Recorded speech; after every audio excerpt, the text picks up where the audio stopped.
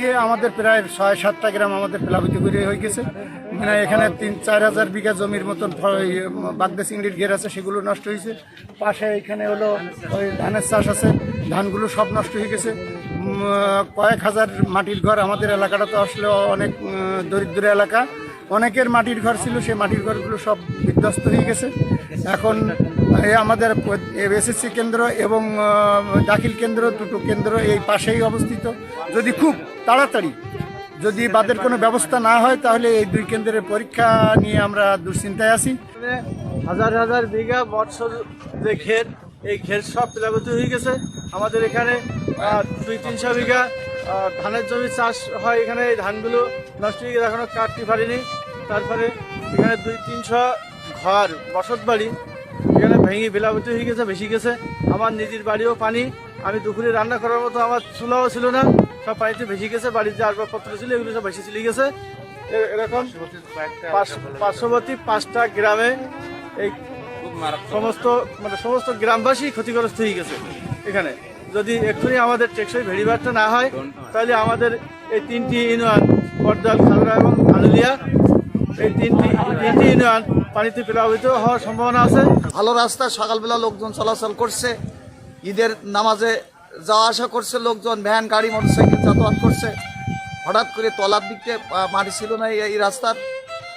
এর কারণ হলো একপারে হলো মাটি ভরে গেছে, এই যাতে স্রোতটা চলাচলের কারণে রাস্তার নিচে যে মাটি, এই মাটিটা সরে যাওয়ার কারণে হঠাৎ করে এই রাস্তাটা 10 মিনিটের ভিতরে পুরো রাস্তাটা পানির নিচে চলে গেছে। চলে যাওয়ার পরে আমরা চেয়ারম্যান সাহেবের ফোন দেই। চেয়ারম্যান সাহেব তড়িৎ গতিতে আসার পরে আমরা এলাকার লোকজন, হাজার হাজার লোকজন ডেকে নিয়ে আমরা কাজ শুরু করি, স্বনির্ভরে কাজ শুরু করি। এমতো অবস্থায় কাজ আমরা অনেকটাই এগিয়ে গেছিলাম, যে পানি ছাড়া করে রাখছিলাম, রেখে কাজ চলমান ছিল। এই অবস্থায় হঠাৎ জোয়ার এসে সব কিছু ভাসিয়ে নিয়ে চলে গেছে এবং এখানে 5টা গ্রাম সাথে সাথে প্লাবিত। সকালে শুনি যে বিশ্বট সরকারি প্রাথমিক বিদ্যালয়ের সামনে দিয়ে নদীর বাঁধ ভেঙে পানি প্লাবিত হয়েছে এবং কয়েক হাজার বিঘা মৎস্য ঘের বিলুপ্ত হয়ে গেছে।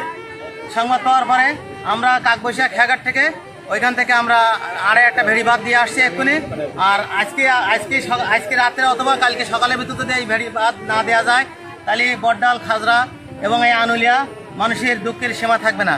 তাই আমি দ্রুত প্রশাসনের হস্তক্ষেপ কামনা করি, যাতে এই ভেড়িবাঁধ সংস্করণের কাজ দ্রুত সমাপ্তি হয়। সবার বুড়ি গেছে, যে পোল্ট্রি সব আবার ঘরের ভিতরে উঠেছি। একটা রুমের ভিতরে থেকে হলো লোক খাট বের দিতে, ওর ভিতরে তুলেছি রাত্রি।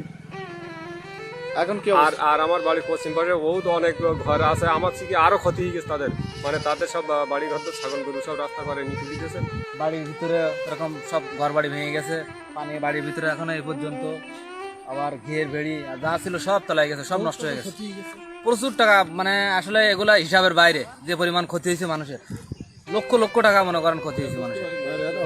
আর এখনো যদি বাদ যদি এখনই বাধা না হয়, তাইলে তো মনে করেন কি হবে, ঘর বাড়ি সব পড়ে যাবে। আসলে মানুষ ঘর কাঁচা ঘর যা আছে সব পড়ে গেছে, আর দু একটা আছে পাকা ঘর, আর সব অবস্থা খুবই খারাপ।